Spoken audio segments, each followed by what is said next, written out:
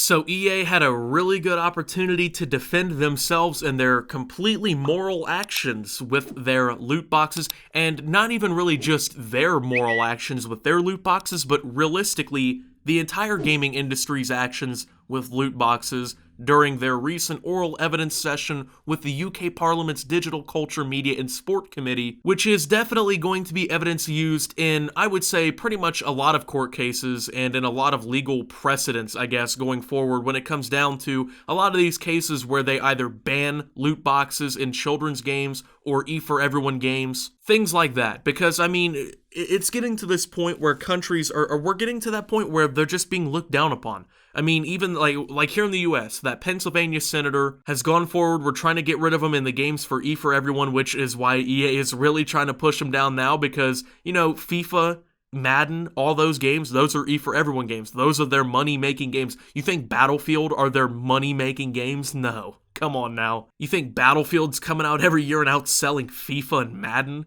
their ultimate team? FIFA and Madden? Are you kidding me? Those are on the top 10 charts alone. And that doesn't even include their Ultimate Team sales. These EA execs are wiping their ass with Ultimate Team checks. I mean, come on now. It's insane. Anyways, yeah, this hearing is awesome, man. They defended loot boxes very well. It was so great. The Swiss cheese arguments are they're awesome, man. I can't wait to see what they had to say. My favorite part of it is when they called them surprise mechanics.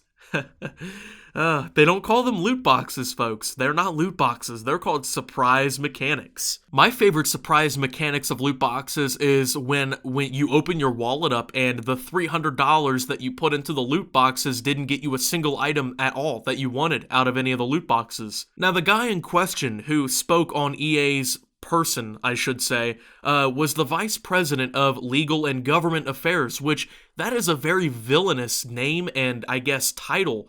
You know, that just sounds weird. Legal and government affairs. This is a game company, and he sounds like he's almost in like the head of the state of a fucking government. He's the vice president of legal and government affairs. What is he working for? The Germans? You know what I'm saying? In World War II, he's the vice president of legal and government affairs. What is he for the Soviets, you know? Kerry Hopkins, okay? And he likened them to children toys like Kinder Surprise eggs. Now, I know a lot of you here in the States, you don't know what a Kinder Surprise egg is because they're banned here in the United States. Now, from what I know of them, because for the most of my life, they've been banned here too. From what I know, they're like these chocolate candy eggs. Now, is if you don't eat them like a moron and you don't go and just like stuff the whole, you know, candy in your mouth real quick and you know, try to swallow it in 2 bites. And if you eat the candy like a normal person, you know, methodically chew your food slow and, you know, digest it like a regular person, once you get to the center, there's like this little toy, right? And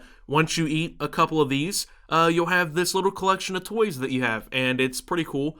I've seen some pictures online of these. They're pretty cool, I guess. He also compared them to Hatchimals, which is more along the American Child route, aka their Kinder Surprise eggs without the chocolate, which is good for American children. We already have an obesity epidemic in our country, so I've seen these. I don't necessarily understand them. They're apparently like this little puzzle that you have to unlock, and then there's like a toy inside of it. And of course, it's a surprise. Like, you don't get to go and like grab a Hatchimal and pick out which toy you get inside. It is randomized. But here's the thing that your boy Hopkins doesn't understand, okay, about a Hatchimal, okay? It has physical value. Now, what I mean by that is, let's say, you know, I'm 19 and I'm a grown man. I go to Walmart. Let's say I go buy $30 in Hatchimals. I don't know how much that will actually equate to. I don't go buy Hatchimals. Like I said, I am a grown man. I don't often go buy Hatchimals. I know there's probably grown men who do. I'm not weird, so I don't usually do that, but let's say my friend Chris also goes and buys himself $30 worth of Hatchimals. I go over to his house, we have some tickle fun time like usual, and then we go ahead and open up our Hatchimals together. I can't believe I said that with a straight face. Anyway, let's say I don't like what I got out of my Hatchimals, and he doesn't like what he got out of his Hatchimals, right? But he likes my Hatchimals. Oh, that's a really pretty pink bunny or whatever comes in mine. And I'm like, oh, I really like your, you know, blue doggy or whatever comes out of his. I think that's what they are, like little animals or something. So we can physically trade our items because we have physical value, right? Now, let's say in Call of Duty, when I open up $30 in supply drops, out of my $30. I get, the Crimson Red War Paint for Seraph out of my $30 as a duplicate item, all $30 worth. And out of Chris's, he gets the goddamn, blue, splatter camo for the VKM LMG that I don't have, that I want, out of his 30. But he really wants my Crimson Seraph War Paint that I don't want. Can we trade these items over accounts? Oh, wait, we can't? Oh, so these items hold no value for trading. Okay, but physical items you can do that with. You can't do that with these digital items. Therefore, no, this is not the same thing whatsoever. Do not liken these things at all. Okay, if I cannot trade these things with my friends or with random people, do not liken them. The only game that I know of that you can do something like this on is Rocket League. That's why I like the Rocket League system. I guess technically Fortnite and Save the World, but I wish they had it in Battle Royale too, but they're just, come on now. Let's be real with ourselves here. Well, of course, Carrie's not going to be real, because Carrie is making millions of dollars in bonuses every year. Carrie is making millions off of FIFA Ultimate Team packs because of this shit. But of course, Carrie had plenty more to say. Let's go ahead and get into that. Can I ask you, both companies, do you consider loot boxes to be an ethical feature of your games? Kerry? Well, first, we don't call them loot boxes. I think that was whatever term you wish to apply to them. Do you consider them ethical? So what we look at as surprise mechanics, but I think it's important to look at this. So if you go to I don't know what your version of Target is, but a store that sells a lot of toys, and you do a search for surprise toys, what you'll find is that this is something people enjoy. They enjoy surprises. And so it's something that's been part of toys for years, whether it's Kinder Eggs or Hatchimals or LOL Surprise.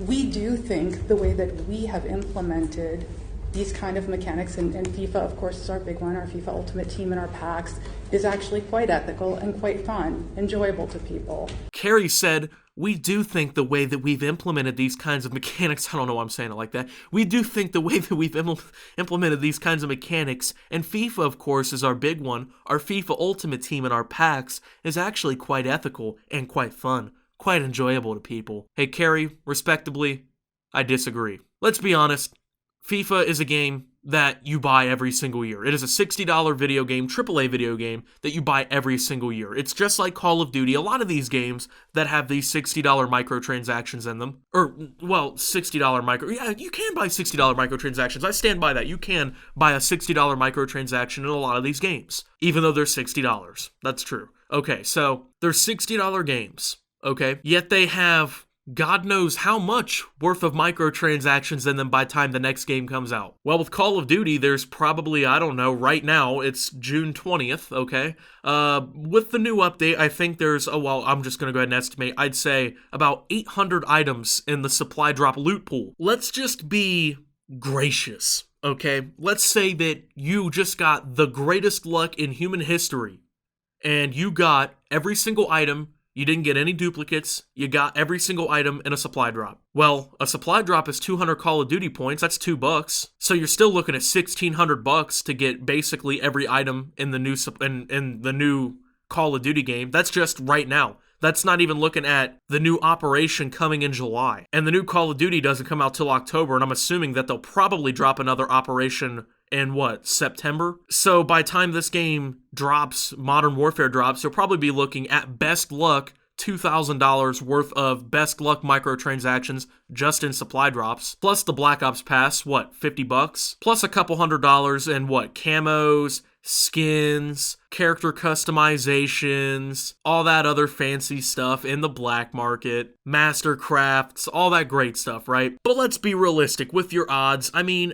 I would say your odds of getting the things that you want in Call of Duty right now, your odds of getting it are you probably got a 0.00125% chance from some of the videos that I've watched from other Call of Duty creators of if any one supply drop getting one thing that you want. I mean, you're looking at thousands of dollars in the newest Call of Duty games of supply drops that you're going to be spending to get new content. That's ethical, and that goes for all these games. That's ethical. You're calling that an ethical choice for an E for Everyone game every single year, for a game that an 8-year-old child can walk into GameStop and buy? You call it an ethical decision to put a game out that even a 3-year-old child, E for Everyone means that, logically speaking, if a 3-year-old child walked into GameStop with what, $65 to cover the tax? If a 3-year-old child walked in, you're giving them the opportunity to take that game home and have thousands of dollars worth of microtransactions put in front of them, and you're saying that's ethical? You're saying it's ethical to,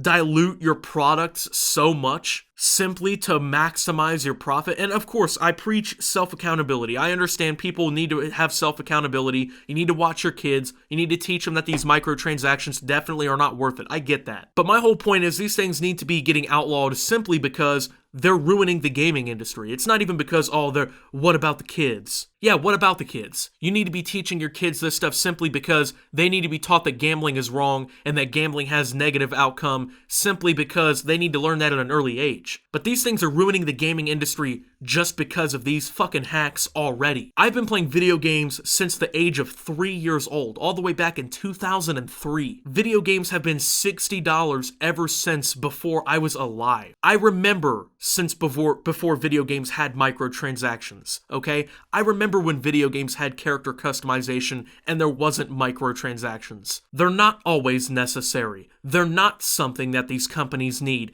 to make billions of dollars. They're not something that they need to make a profit. They're not something that they need to make these families survive off of these game devs. It's another excuse so Carrie can make 80 million this year. It's another excuse so EA can make 40 billion this year. It's another excuse for these people to ruin the product that they put out for profit. It's all it is. I think we can all agree that AAA games over the last 10 years have seen a very steep decline in quality, especially if they have microtransactions. I think we can agree on it. Just look at EA games. They've gone down the shitter. Just look at Call of Duty. They've gone down the shitter. Wherever microtransactions have been run down the throat of the consumer, the game's quality have gone down the shitter. I really don't think that it's a coincidence. I don't see a coincidence. I think in this instance, causation equals correlation. Greed equals maximizing profit, and they will ruin a product by pulling shit out of the game